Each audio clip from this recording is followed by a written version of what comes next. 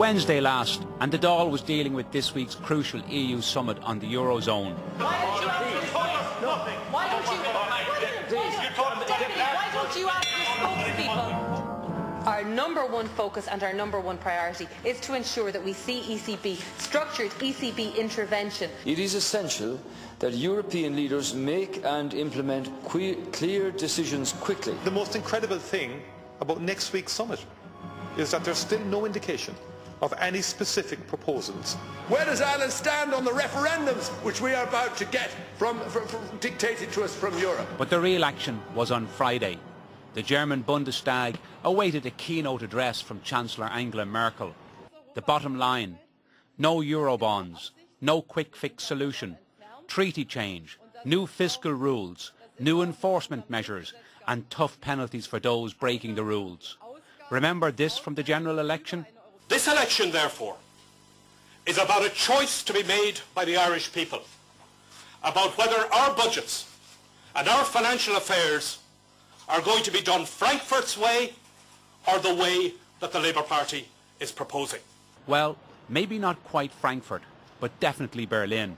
I think clearly Germany's in the strongest position. It's Europe's paymaster. It wants to sort of put the gun to the heads of the other countries to make sure that they are signing up to budget discipline, and very strict budget discipline over the next few years. Every budgetary step that the government is taking, as we know at the moment, is pretty much scrutinised from outside already. So what's the difference between what the Germans are proposing in this regard and what we have already? In substantive terms, perhaps, in some respects not a great deal, but in formal terms there is a difference, that you're having a legal mechanism introduced there to which our budgetary decisions are made subject. So far, it's been a case of too little, too late in the attempts to save the euro. Earlier this week, the world's 6 biggest central banks had to intervene to support European banks. Even the Governor of the Bank of England delivered a blunt warning. The government, together with the FSA and the Bank of England, are making contingency plans against a wide range of contingencies, but I'm not going to go into detail as to what those are. Fiscal and fiscal integration, greater fiscal union, I think is nearly sort of inevitable. Whether Ireland likes it or not, I think if the union is to survive long term in terms of the euro, we need greater integration and treaty change. So I think that's something we have to face facts. I mean, we can't really avoid that. I mean, I can't see the euro surviving unless there's that integration there. For Ireland, it is now about hanging on to what we have and trying to limit the potential scope of future changes. The position of the Irish government is absolutely clear. We are retaining our rate of corporation tax. The view of the Irish government is that the problems in the euro need to be addressed now, and we believe that it is possible to do that within the existing treaties.